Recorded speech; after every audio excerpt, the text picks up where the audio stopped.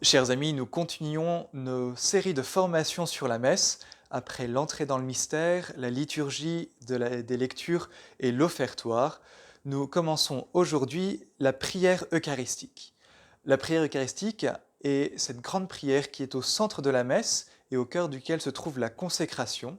Elle s'étend de la préface, lorsque le prêtre dit le Seigneur soit avec vous et avec votre esprit, élevons notre cœur, nous le tournons vers le Seigneur, rendons grâce au Seigneur notre Dieu, cela est juste et bon, c'est le début de la préface, jusqu'à la doxologie, le moment où le prêtre élève le corps du Christ et le diacre le sang du Christ, et le prêtre dit par lui, avec lui et en lui, etc. Cela est donc la grande prière eucharistique. Et nous pouvons nous demander pourquoi la consécration ne suffirait-elle pas? Pourquoi a-t-on besoin d'avoir des prières qui précèdent et qui suivent la consécration?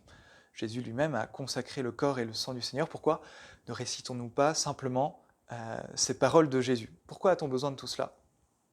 Eh bien, la meilleure réponse, qui est à la fois la réponse de l'origine et la réponse du sens de ces prières, c'est que Jésus lui-même, lors de la scène, lors du jeudi saint, de son dernier repas avec ses disciples, lorsqu'il a consacré pour la première fois le pain et le vin en son corps et en son sang, a commencé par réciter des prières. On voit cela dans les évangiles. Dans l'évangile selon saint Matthieu, il nous est dit, pendant le repas, Jésus prit le pain et après avoir prononcé une bénédiction, il le rompit, le donna à ses disciples en disant, prenez, mangez, ceci est mon corps. Saint Marc nous dit, pendant le repas, Jésus prit du pain et après avoir prononcé une bénédiction, là de même, Saint Luc, puis il prit du pain et ayant rendu grâce, il le rompit et le leur donna en disant, et Saint Paul même, dans la nuit où il fut livré, le Seigneur Jésus prit du pain et après avoir rendu grâce. Ainsi donc, dans les textes du Nouveau Testament, lorsque l'on nous parle de la scène, deux termes grecs désignent les prières qui vont accompagner les paroles de la consécration. Ces deux prières sont soit une prière de bénédiction, soit une prière d'action de grâce. Et l'Église, en essayant de suivre ce commandement du Seigneur, vous ferez cela en mémoire de moi, ne s'est pas contentée simplement de reprendre les paroles de la consécration, mais aussi l'esprit des paroles de bénédiction et d'action de grâce que le Seigneur Jésus a prononcées ce soir-là. Et c'est de là que vient le nom de l'Eucharistie, qui en grec signifie action de grâce. C'est cette prière qu'a récité Jésus. Ainsi donc aujourd'hui, nous avons 4 prières eucharistiques, 4 grandes prières eucharistiques. La première prière eucharistique est celle dont nous parlerons dans les vidéos suivantes, puisque dans la paroisse, c'est celle que nous entendons le dimanche. Cette première prière eucharistique remonte en ses parties au IIIe siècle et puis c'est fixé au IVe, Ve, VIe siècle. Ce n'est pas simplement l'œuvre d'une seule personne, mais d'une succession, par exemple, de papes. On sait que Saint Léon, Saint Grégoire le Grand y ont travaillé. On y retrouve leur marque. Et c'est la prière eucharistique qui s'est très rapidement imposée à toute l'Église d'Occident. À partir du VIe siècle, elle est déjà présente dans la forme que nous connaissons aujourd'hui.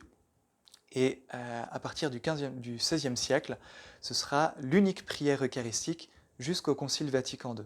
Et cette première prière eucharistique a le nom de canon romain. Il existe ensuite 3 autres prières eucharistiques qui ont été restaurées ou créées à l'occasion du Concile Vatican II. La deuxième prière eucharistique est tirée des traditions, de la tradition apostolique. C'est un écrit du IIIe siècle et elle traduit la prière eucharistique d'une partie de l'Église qui est à Rome.